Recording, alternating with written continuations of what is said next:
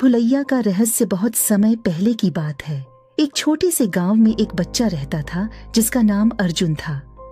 अर्जुन अपने माता पिता के साथ एक साधारण जीवन जीता था, लेकिन उसे हमेशा से गांव के पास बने पुराने किले के बारे में जानने की उत्सुकता रहती थी। इस किले को भूल भुलैया कहा जाता था, क्योंकि वहां एक बार कोई भी गया तो वापस लौटकर नहीं आ पाता था। अर्जुन को इन कहानियों पर यकीन नहीं था और वह सोचता था कि यह सब गांव के बुजुर्गों की बनाई हुई कहानियां हैं, ताकि लोग उस किले से दूर रहें। एक दिन जब अर्जुन की जिज्ञासा अपने चरम पर पहुंच गई, उसने ठान लिया कि वह उस भूल भुलैया का रहस्य सुलझा कर रहेगा।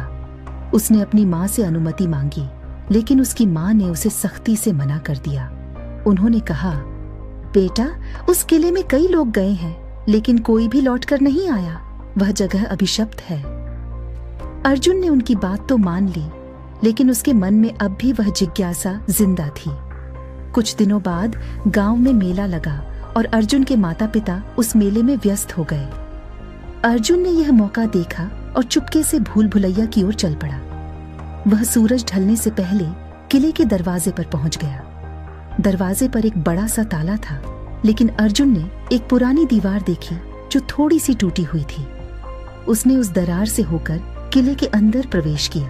किले के अंदर दाखिल होते ही अर्जुन को अजीब सी ठंडक महसूस हुई। हर तरफ धुंधलका था, जैसे सालों से यहाँ कोई नहीं आया हो।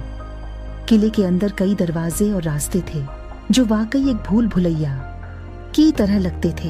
अर्जुन ने हिम्मत जुटाई और एक रास्ते पर चल पड़ा। जैसे जैसे वह आगे बढ़ता गया, उसे चारों तरफ अजीब अजीब आवाजें सुनाई देने लगी। कभी किसी के पैरों की आहट, कभी किसी के हंसने की आवाज। लेकिन अर्जुन डरने के बजाय और तेजी से चलने लगा। चलते चलते उसे एक बहुत बड़ा हॉल मिला।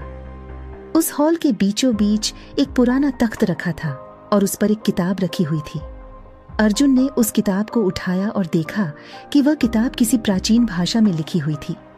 उसे कुछ भी समझ नहीं आया, लेकिन तभी उसे किताब के पीछे एक नक्शा मिला।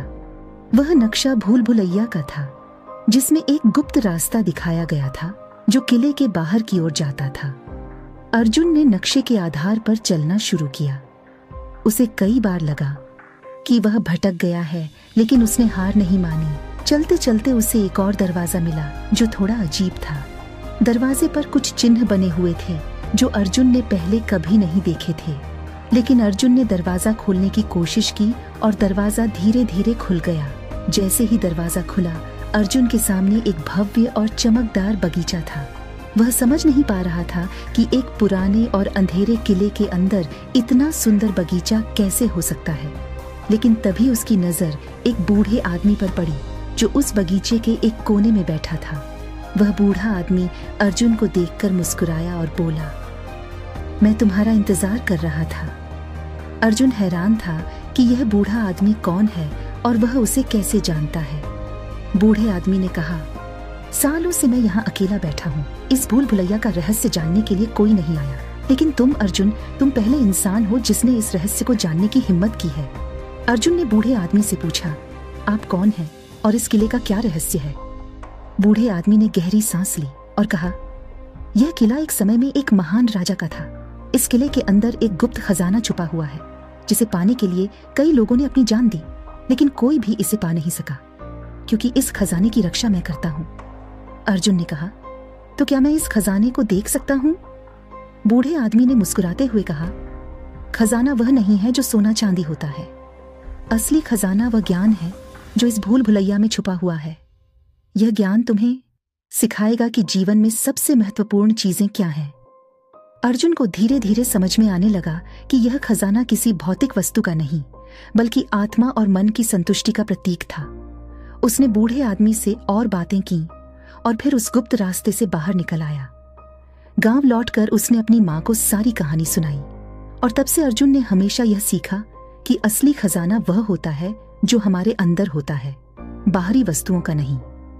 कहानी का नैतिक: असली खजाना वह नहीं होता जो हमें बाहर मिलता है, बल्कि वह होता है जो हमारे भीतर छुपा होता है।